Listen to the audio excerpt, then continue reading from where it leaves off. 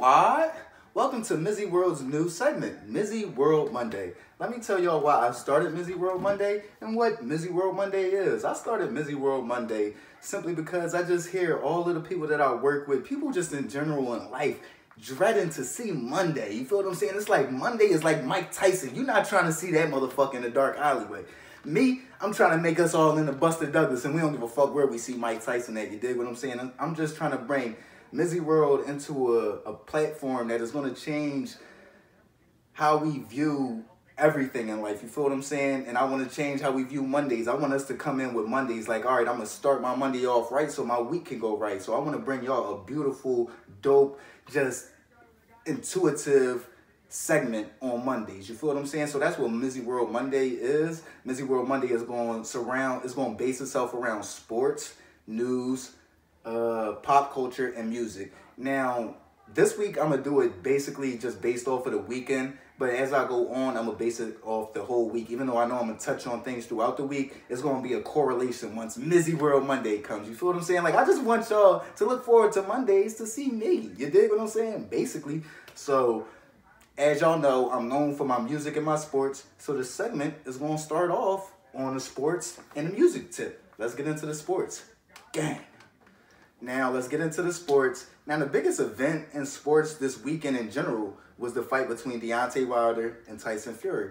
Now, if you know the history of Deontay Wilder, you also know that, yes, it might have been the biggest event this weekend, but it could have been also the most disappointing event this weekend because he just knocks everybody the fuck out. You feel what I'm saying? And he knocks a lot of niggas out in the first few rounds. You dig what I'm saying?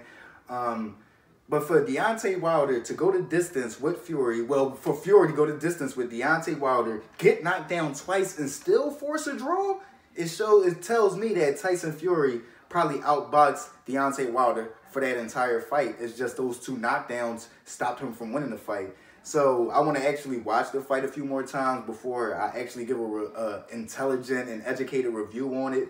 But to me, that was the biggest story from the weekend, was the fact that Deontay Wilder got 2 knockdowns in a fight and still didn't get the victory. That was crazy to me when I seen it. You feel what I'm saying? But I got a few things that I want to touch on NBA and NFL-wise. Let's get into that. Gang. So let me start off with the NFL. What's my biggest take thus far throughout Week 13 of NFL? My biggest take thus far... Let me get my first biggest take out the way. It's a personal big take for me. You feel what I'm saying? Because y'all know I like my teams, and when they down me, I got to go in on them. Cam Newton, Luke Kuechly, and the Carolina Panthers. What the fuck are y'all doing, man? Y'all was 6-2 just 4 games ago. Now y'all 6-6 losing to teams like the fucking Tampa Bay Bucks. Got motherfucking Jameis Winston out there looking like fucking... This nigga out there looking like, let me see. This nigga looking like RG3 in his rookie year. You feel what I'm saying? This nigga out there looking like Donovan McNabb in his prime. Like, cut that shit the fuck out, man. Get that shit together. I'm keeping Ron Rivera out of it because he did what he had to do. You feel what I'm saying? Him and the GM put more talent around Cam Newton and Luke Kuechly, and y'all both doing less this year. Get that shit the fuck together. You feel what I'm saying? But personal shit aside, what are my other 2 big takes thus far throughout Week 13 in the NFL? Number 1, the Cowboys might be that sleeper team that won the chip this year. They might be that Ravens team from a few years ago. They might be that Steelers team when Big Ben was, in his first or second year. They might be that sleeper team that their offense is going to do just enough to win, and their defense is just so dominant that they can carry them. And if you can't respect them just because you like a fan of a rival team, whether it be the Eagles, the Giants, the Redskins, then I hope that the team that you're a fan of is ready for them and respect them. Because if not, they gonna get smacked. You feel what I'm saying? So that's my take on that. And my last take is that this job in Baltimore, Maryland, of starting quarterback of the Ravens now belongs to Lamar Jackson. It is no way in hell, after winning 3 straight games, that you insert Joe Flacco as the starting quarterback of the Baltimore Ravens. As bad as they were looking before he got hurt, and as good as they look now, is as much as the team is just rallying behind Lamar Jackson, there's no way you can take him out. Yes, I know the man is barely throwing for 100 yards a game, but I also know they dominating in their wins. I'm looking at their wins like, damn. They smoking niggas, and this nigga can't even throw for 200 yards. So that shows me that they had the potential of just getting him to be a better quarterback. And right now, he's already a winner. So once he becomes a better quarterback, he could be a scary player, because at the end of the day, what I see in him, he's a bigger, stronger Mike Vick. He may not be as quick as Mike Vick, but he's just as fast and just as explosive. You feel what I'm saying? And he's bigger as a quarterback. You feel what I'm saying? Right now, he's skinny-wise, but height-wise, he got at least 2-3 inches on Vick. And you think about if he could just put that weight on as he gets older, that boy gonna be special. You feel what I'm saying? So that's my biggest takes so far throughout Week 13 of the NFL is that Cam and Luke, get y'all shit together and get them fucking Panthers turned around, bro. Real fucking shit. The Cowboys, they might be that sleeper team that could sneak up in the championship hunt. You feel what I'm saying? And possibly snatch a ring away this year. And lastly, Lamar Jackson is finally, officially, the new starting quarterback of the Baltimore Ravens. Let's get into the NBA. Now, on to the NBA. What is my biggest take from this weekend in the NBA? What is my biggest take from the weekend in the NBA?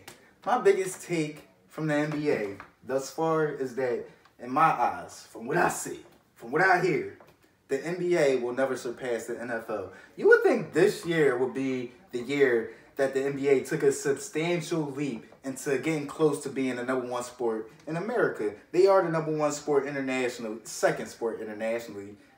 Soccer's #1. But they're the second biggest sport internationally. They're the second biggest sport just in the world in general. But in the U.S., I just feel as though they will never pass the NFL.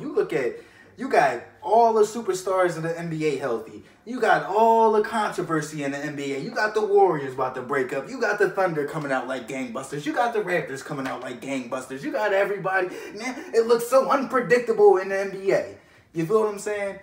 And I didn't hear shit for real about the NBA throughout the weekend. Motherfuckers are still talking about the NFL. They talking about that race. They talking about the Eagles getting back into the NFC East. They talking about the Cowboys defense. They talking about everything. They talking about Kareem Hunt. They talking about how like Drew Brees looked like a shell of himself. It's just, to me, you would have thought, like, with so many players so healthy all over the place, so much discontent, so much just like unpredictability in the NBA right now, because that's what they really lacked for real is unpredictability, and they still don't come close to overtaking the NFL for the #1 sport in America. You feel what I'm saying? And that's my biggest take of the NBA so far.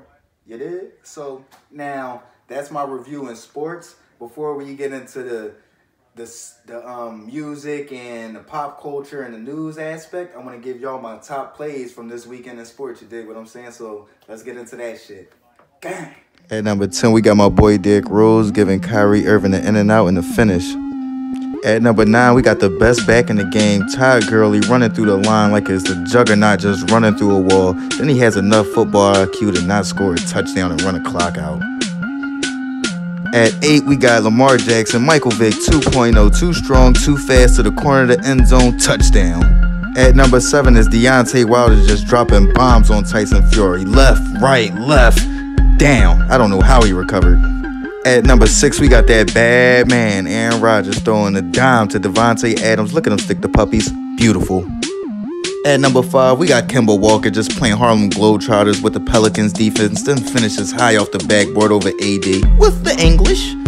At 4, we got undrafted hometown native Lindsey breaking through the Bengals defense looking like Terrell Davis in his prime for an easy 60-yard touchdown. Just disrespectful. At 3, we got Blake being Blake with a poster.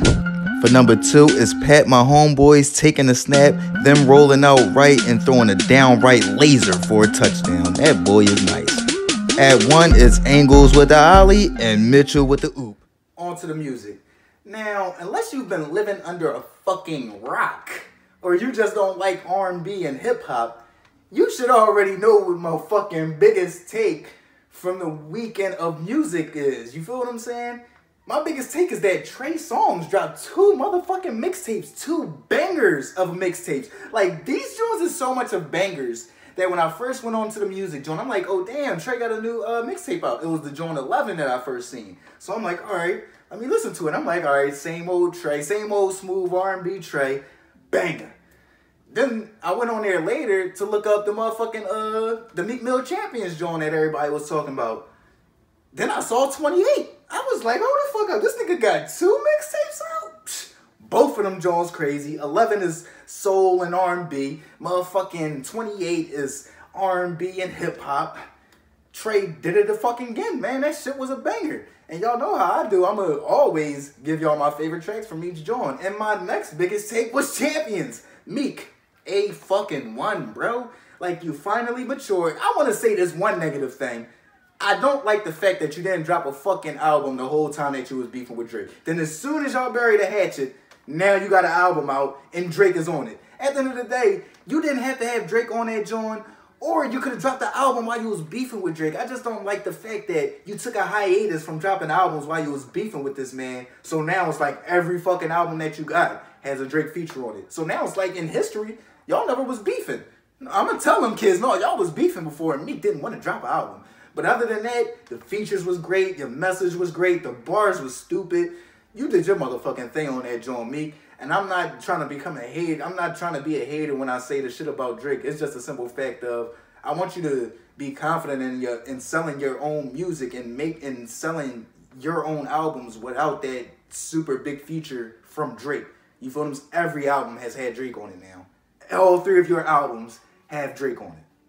So that was my only issue with it, but I'm going to give a review on the album later, and I'm going to give a review on the 2 Trey Songz mixtapes later. You dig what I'm saying? But I love all 3 of those joints. I love the 2 Trey Songz mixtapes, and I love Champions from Meek Mill. You dig what I'm saying? That's my biggest take from music this weekend.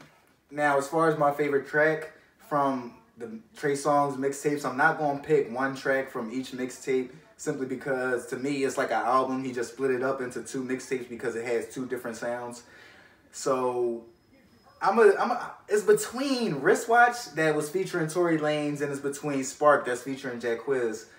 I'm going to have to go with Spark simply because y'all probably already heard Wristwatch if y'all have listened to the mixtape or if y'all already saw my story. So I'm going to play Spark featuring Jacquizz.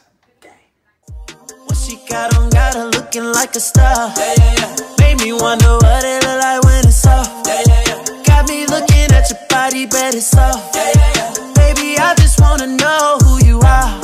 Just slow down, baby girl, it's sparking my interest. Slow down, baby girl, it's sparking my interest. Don't you make me chase you while you're so distant. Slow down, baby girl, it's sparking my. Usually I don't press nobody. So, what was my favorite track from Champions from Meek Mill?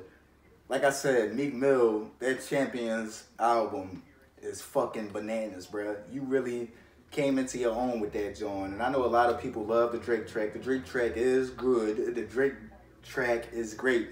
But I gotta hold myself to my own standards. And I just didn't want to hear a Drake and Meek track. I didn't want to hear a Drake and Meek track this soon. But don't throw it on your album. You feel what I'm saying? Just have it as a single. You feel what I'm saying? So, for me, my favorite song is What's Free. Let's play a little of that. Gang gang. Free. Fed investigations heard they plotting like I trap. 20 million cash, they know I got that off a rap. Maybe it's the Michael Rubens or the Robert Krafts or the billionaire from Marcy in the way they got my back. See how I prevailed and now they try to knock me back. Lock me in the cell for all them nights and I won't snap. 250 a show and they still think I'm selling crack. When you bring my name up to the judge, just tell them facts. Tell them how we funding all these kids to go to college. Tell them how we ceasing all these wars, stopping violence. Now, last but not least, the final segment of MizzyWorld Monday, the news segment. My biggest story in news this weekend wasn't pertaining to shootings in Philly or shootings in Chicago or shootings in Detroit or shootings in Compton or wherever the fuck else you want to name. My biggest story throughout the weekend dealt with this ex-boxer, Samuel Little. He's already a convicted murderer. This man admitted to killing 90 people and getting away with it just to move prisons. My first thing is, why the fuck would they move you because you admitted to killing 90 more people unless you can give them 90 more fucking bodies? Secondly, like, how much of a fucking sociopath do you have to be to say, all right, I'm gonna lie about this for so long, but as soon as my health deteriorates and it becomes advantageous for me to admit these murders, then I'm gonna admit it. Like me, if I kill that many people, y'all not gonna hear about that shit. I'm taking that shit to my grave. You feel what I'm saying? Y'all wouldn't have to worry about that because I'm not killing people just to fucking kill them out here. You dig what I'm saying? And lastly, it's just, man, stop thinking because y'all see these people on TV that they're not normal people, that they don't have normal flaws, that they don't have like deficiencies in their brain, because they probably do. And just because you see them on TV does not mean they're above all those things. You feel what I'm saying? So just take that into account. But yeah, my biggest story news-wise throughout the weekend was Samuel Little admitting to killing 90 people just to move prisons. Damn. So yeah, that's my MizzyWorld Monday segment. Let me know if there's anything I should add. Let me know if there's anything I should take away. Let me know if there's anything that I should keep. Give me all the constructive criticism possible about this, because I really feel strongly about MizzyWorld Monday and where I want to take it. I want to take it to a point where everybody is looking forward to MizzyWorld Monday, because MizzyWorld Monday sets you up mentally on the right track to take on your week. Not to take on your week to make Walmart $1 million, to make Target $1 million, to make Rite Aid $1 million, or to make anybody the fuck else $1 million. It's for you to get in the right state of mind to believe in yourself and your abilities and what you want out of life, and to make yourself $1 million. You feel what I'm saying? We all not gonna be millionaires, but at the end of the day, to just give somebody motivation to have a better Monday and a better week in general, and have a better outlook on life in general, is something that I just want to bring to the world. You feel what I'm saying? So let me know what y'all think about MizzyWorld Monday. Let me know what y'all think about all of the segments. Let me know if I should add any new segments. I'm not taking those segments away just because that's the way I am. But let me know what y'all think. You dig what I'm saying? Fuck Monday. We about to start beating Mondays the fuck up like Buster Douglas fuck Mike Tyson up. You dig what I'm saying? Let's get into it. MizzyWorld Monday. Fuck Mondays. Gang.